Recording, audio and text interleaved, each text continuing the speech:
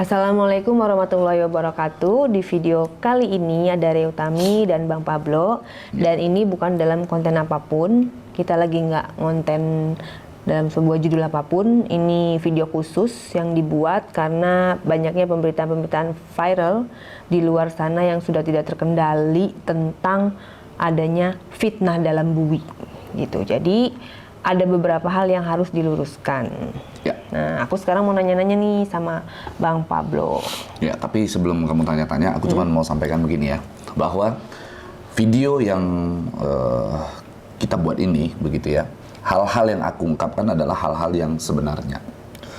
Nggak ada maksud apapun, bukannya aku tuh membela salah satu pihak, karena aku ada di pihak yang menurut aku menyatakan kebenaran aja gitu. Kamu nggak ada kepentingan? Nggak ada kepentingan apapun. Aku bukan BA dari di Jenpas gitu ya, atau dari Lapas Cipinang atau Rutan Cipinang atau dari manapun, enggak sama sekali. Tidak dibayar? Ya. Tapi kalian jangan skip video ini. Nanti di akhir aku akan kasih tahu alasannya kenapa aku mau ungkap ini gitu. Ada satu alasan yang mungkin nanti teman-teman akan tahu, tapi jangan skip video ini, nanti kita dengarkan. Gimana lagi Bang? Jadi kan Ya. itu kan lapas ya, di dalam lapas apa rutan itu namanya aku lembaga permasyarakatan ya, lah gitu lembaga ya. permasyarakatan beredar ada pernyataan bahwa katanya di dalam Ruci itu ada peredaran narkoba dan ada bandar keliling. Ya. Gimana pendapat kamu? Ya, itu yang disampaikan oleh Tio Pakusadewo gitu ya, Om Tio ya. Jadi gua kan kalau gini ya, gua menyatakan statement untuk menanggapi apa yang disampaikan oleh Om Tio. Menurut gue itu apple to apple gitu. Kenapa? Gua dan Om Tio sama-sama public figure, meskipun dia senior, gua masih ya bukan aktor juga begitu ya. Tapi kita sama-sama dikenal lah. Yang kedua, gua pernah ditahan di Polda Metro Jaya. Om Tio juga pernah ditahan di Polda Metro Jaya. Gua pernah ditahan di Rutan Cipinang, Om Tio juga pernah ditahan di Rutan Cipinang. Ingat ya, di Rutan Cipinang, bukan di Lapas Cipinang seperti yang Om Tio sampaikan. Jadi kalau dia sampaikan di podcastnya Uya Kuya bahwa dia ditahan di Lapas Cipinang, itu salah. Jadi beda? Beda. Dia tidak pernah ditahan di mengalami proses pembinaan di Lapas Cipinang. Itu salah besar, itu fatal begitu. Nah makanya nggak tahu sih sebenarnya apa maksud dan tujuan dari Om Tio sampaikan itu.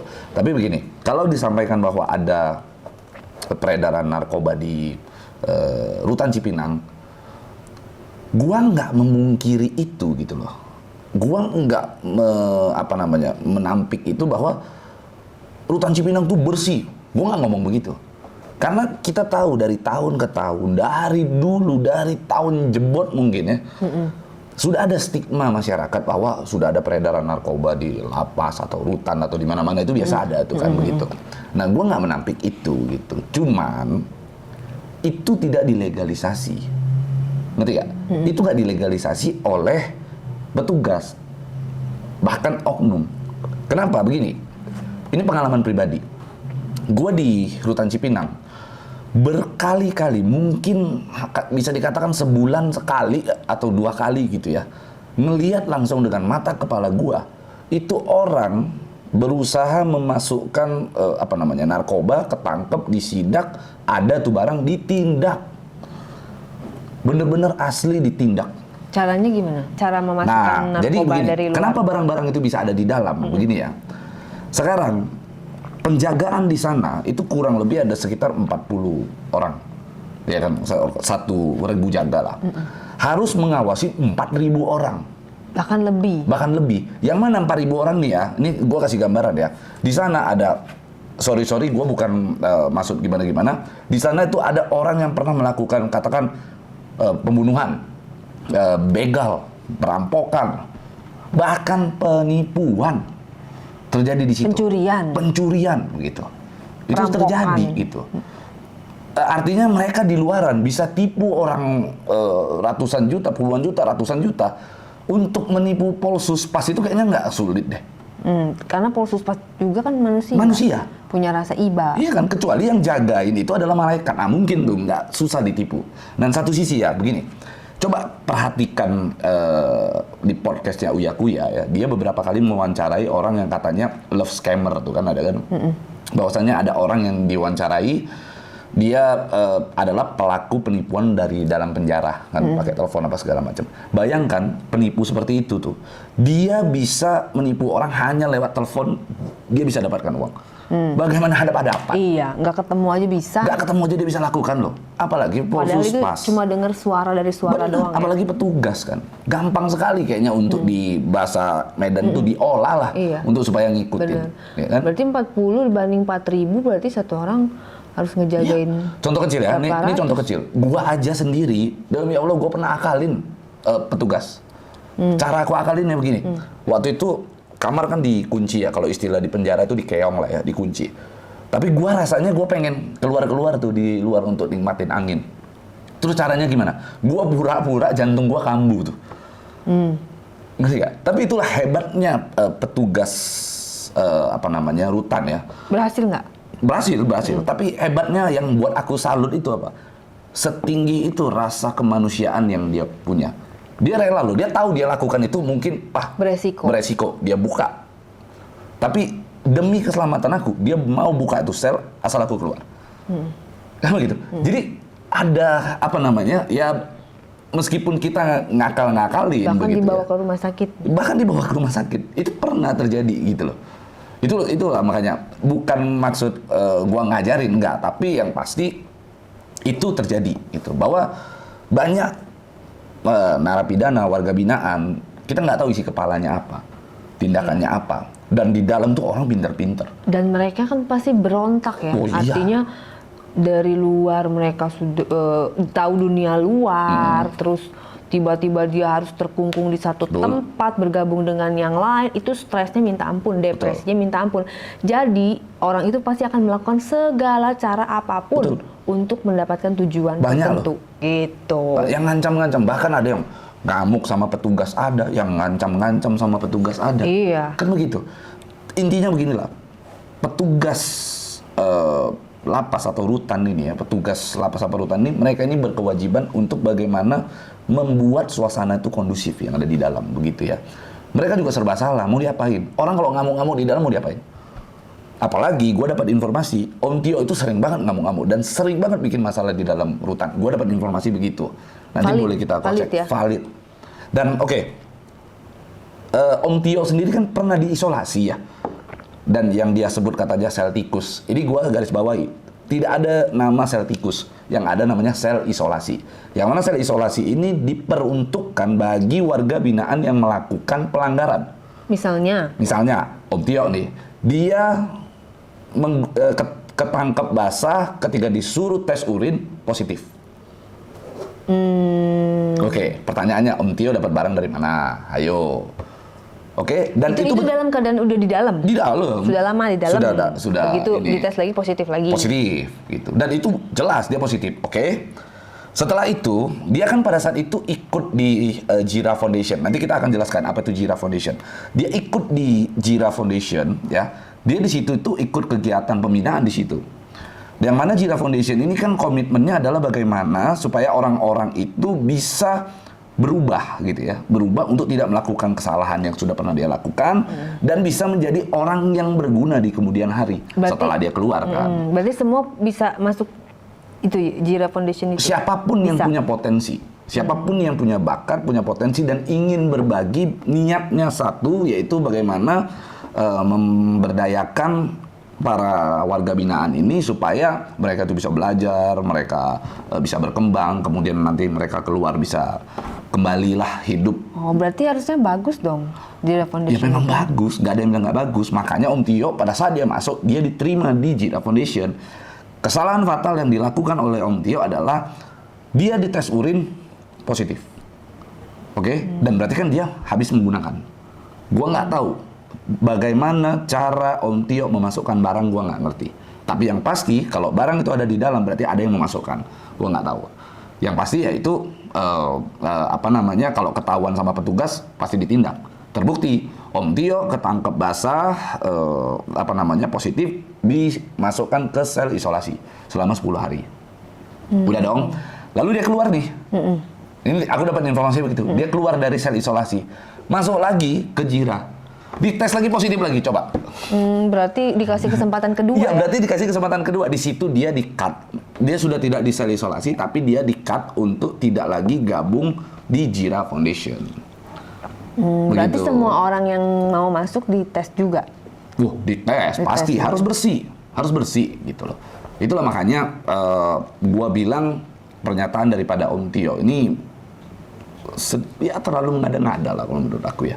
Kayaknya nggak begitu amat. Gua nggak bilang istilahnya rutan lapas bersih, enggak ya. Gua bilang ya pelanggaran pasti ada. Bahkan di Alcatraz tuh penjara terseram, itu ada pelanggaran, pasti ada. Tapi kan itu tidak dilegalisasi, ngerti nggak?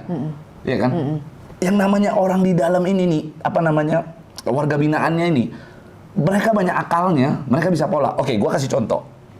Di Norwegia, ada beberapa penjara di situ. Itu penjaranya dibuka nggak dikunci. Tidak ada Iya, masalah. aku juga pernah dengar, Kenapa bisa begitu?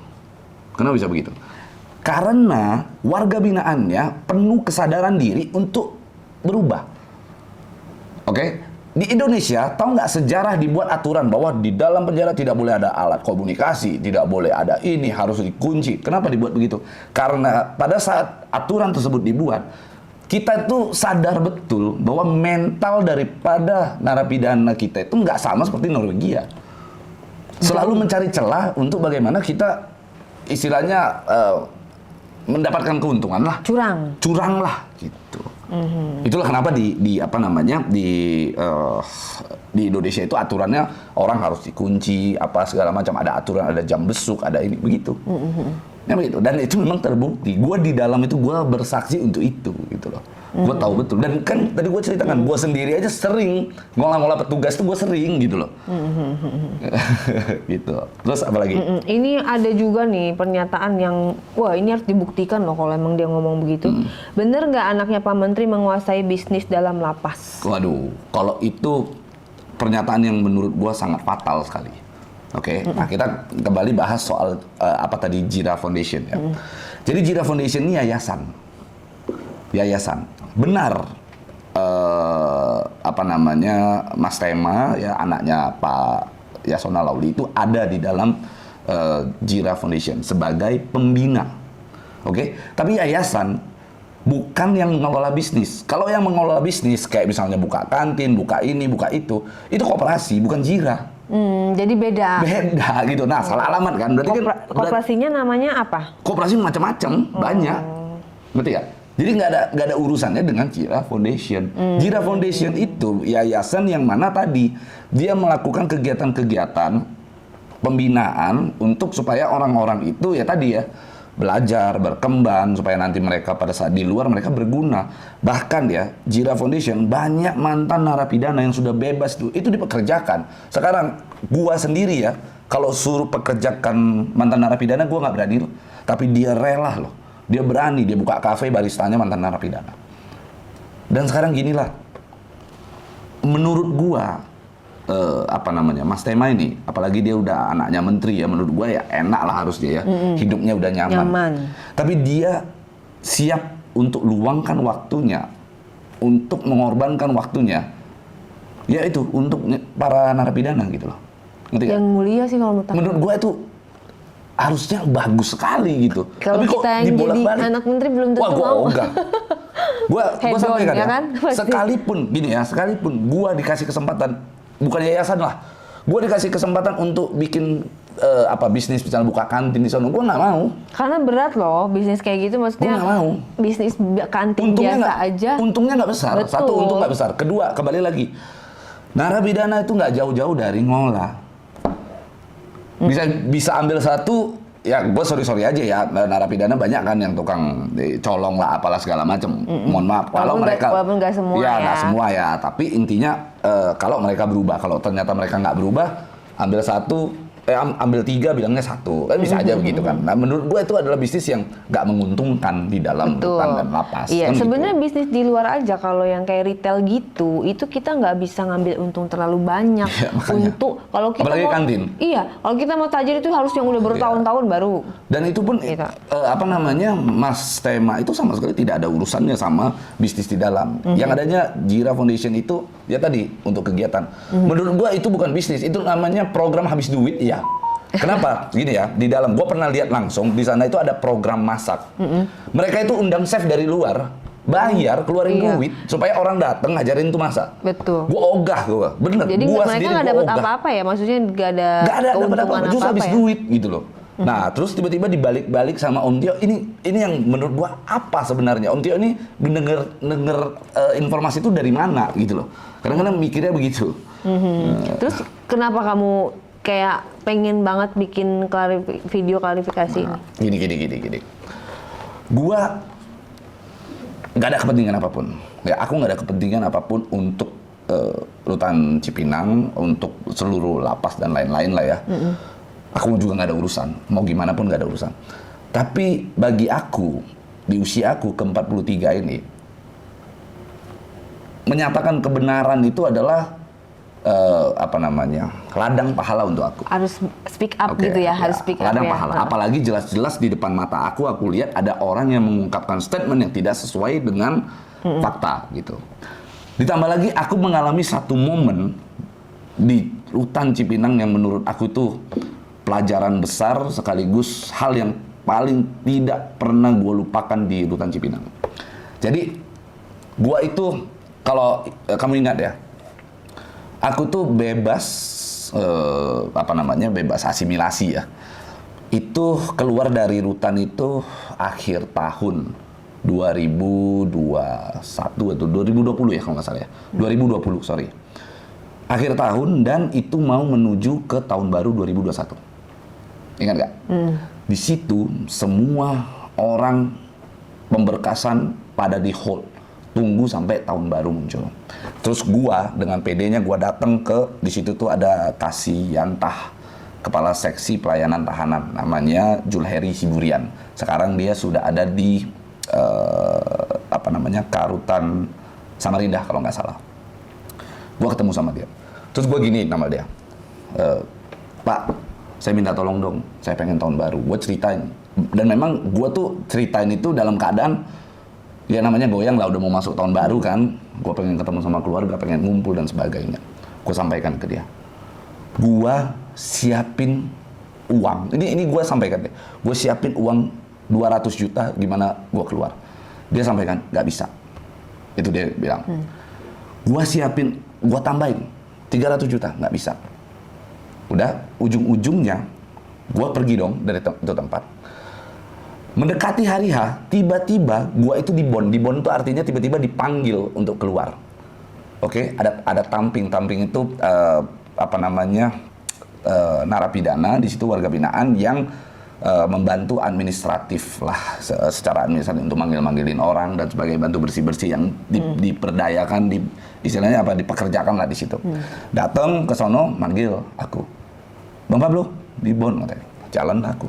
Ternyata aku dinyatakan asimilasi aku diterima, selesai dan hari ini aku bisa keluar. Itu tanggal? Buat sekitar tanggal 28 atau 29 gitu. Berarti sebelum tahun baru, ya kan? tepat sebelum tahun baru. Wah, bebas nih. Udah dong. Berarti menurut aku dia melakukan sesuatu hal karena mungkin ada tawaran itu kan. Itu di dalam pikiran aku. Aku datang, aku bawa tuh duit. Ini. Tahu nggak jawaban dia apa? Bang, kami tidak terima ini uang. Loh, kenapa? Terus dia bilang gini, bagi kami, harta yang paling berharga adalah ketika manusia yang ada di dalam rutan Cipinang ini benar-benar merasa menjadi manusia di dalam kehidupannya di dalam rutan itu. Itu gue tuh tau gak, kayak hati gue tuh tonjok, bener-bener. Itu orang gak, ya bener-bener memanusiakan kita banget gitu.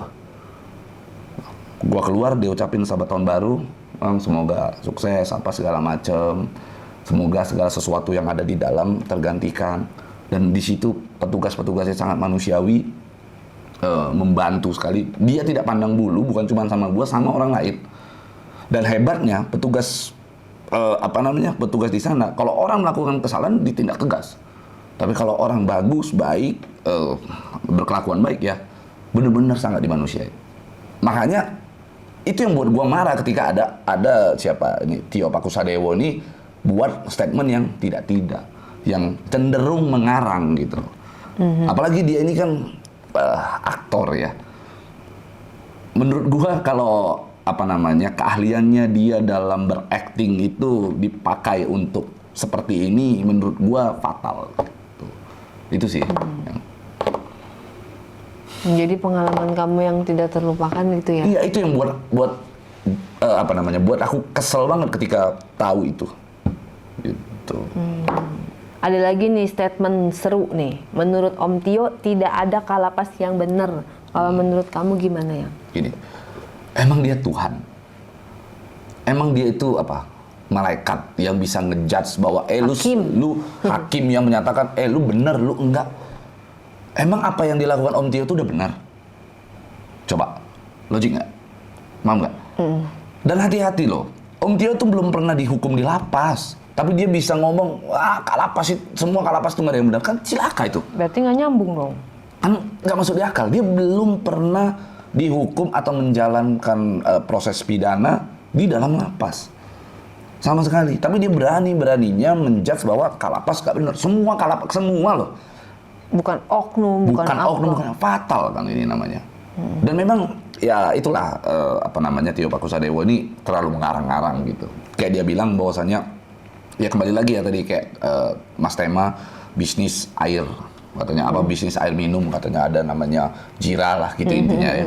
Bahwa di sana itu monopoli. Wah, sorry ya. Gua selama ada di Cipinang belum pernah gua minum yang namanya Jira. Jadi sebenarnya bebas aja ya mau minum apa mau minum aja. Nggak harus minum itu, kalau enggak kena sanksi itu apa. apa. Nggak ada urusannya, aku minum prima, nggak selu-selu aja kok. Nggak ada yang masalah. Terus katanya di dalam rutan ada diskotik. Kalau memang ada diskotik, gua yakin 1000% yang duluan tahu tuh Pablo Benua. Gua rajanya. Kita tukang, bener nggak? Aku tukang hiburan. Gua tuh tukang hiburan. Di mana ada hiburan masih gua samperin. Terus katanya ada judi. Gua rajanya. Jadi itu maksudnya apa? Judi itu maksudnya gimana? Yang ngarang itu makanya kan itu hanya maksudnya sekitaran orang yang mau berjudi aja atau memang di situ seperti ada tempat yang itulah makanya setahu aku tidak ada yang namanya tempat-tempat gitu di dalam, apalagi katanya diskotik. Kalau ada nih orangnya yang pertama kali akan datang ke sana untuk hiburan gitu kan. Untuk apalagi lagian judi. Kan kalau misalnya itu kan terlalu berani sekali ya kalau memang benar-benar ada tempat. Memang nggak akan mungkin ada gitu, sama sekali nggak ada. Dan gini ya, gua khawatir Om Tio ini berhalusinasi. Gua khawatir Om Tio ini berhalusinasi. Kenapa? Gua membaca ada beberapa artikel gitu ya, beberapa artikel di media beberapa tahun yang lalu lah. Nih, nanti bisa ditayangkan di sini ya. Tio Pakusadewo alami gangguan mental sehingga gagal rehabilitasi. Yang pertama. Itu dari berita online. Berita online. Ini apa namanya ini? Ya berita lah pokoknya ya. Terus ada lagi dari GPNN. Tio Pakusadewo didiagnosa alami gangguan mental. Itu GPNN loh yang ngomong loh, bukan gua loh. Bahkan itu dipertegas dan diakui oleh kuasa hukumnya sendiri. Nih, kuasa hukum di kompas.com. Kuasa hukum menyebut bahwa Tio Pakusadewo alami gangguan mental karena narkoba. Dan gua akhirnya flashback di masa gua kecil. Remaja lah ya. Orang tua gue tuh selalu bilang, kamu jangan sampai terjerumus di dalam narkoba. Kenapa? Kalau kamu terjerumus dalam narkoba, itu dapat mengganggu saraf pikir kamu, sehingga kamu itu akan muncul halusinasi. Itu orang tua gue selalu pesan gue itu. Dan akhirnya, gue nggak menuduh Om Tio, tapi mungkin Om Tio bisa sekarang periksa kembali lagi, ke dokter lagi. Atau mungkin kalau gue ketemu sama Om Tio, gue akan tanya sama Om Tio, Om, udah sehat belum? Gue pengen tanya itu. Karena kelihatan dari beberapa statementnya Om Tio ini tidak relevan, tidak nggak yang sebenar-benarnya begitu. Itu sih yang menurut aku agak aneh gitu. Atau mungkin ya, gue nggak tahu ya. Jangan-jangan Om Tio ini, karena gue lihat beberapa kali dia di podcast ceritakan tentang penjara, ujung-ujungnya promo buku. Nama bukunya katanya Bui apa segala macam. Promo buku. Ya, apakah dia menceritakan itu hanya untuk menjual buku, untuk mempromo buku? Kita nggak tahu. Cuman kalau seandainya benar, sangat disayangkan lah. Ya kan, mau promo buku tapi harus menjatuhkan orang lain gitu. Orang lain yang istilahnya benar, sudah berada di jalannya, tapi kok malah begitu gitu loh. Ya kan, sangat disayangkan kan. Kalau memang sampai itu, saran gue untuk Om Tio, mending stop bukunya. Berapa banyak datang ke gue beli semua bukunya, gue yang beli deh. Jangan sampai ada orang yang istilahnya menjadi korban atas fitnahan yang dibuat oleh Om Tio.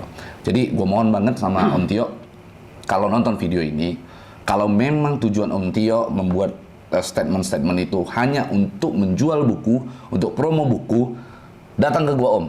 Ada berapa banyak pun, gue pastikan gue beli itu buku. Terjual habis. Hitung-hitung gue sedekah untuk bantu perekonomian Om Tio.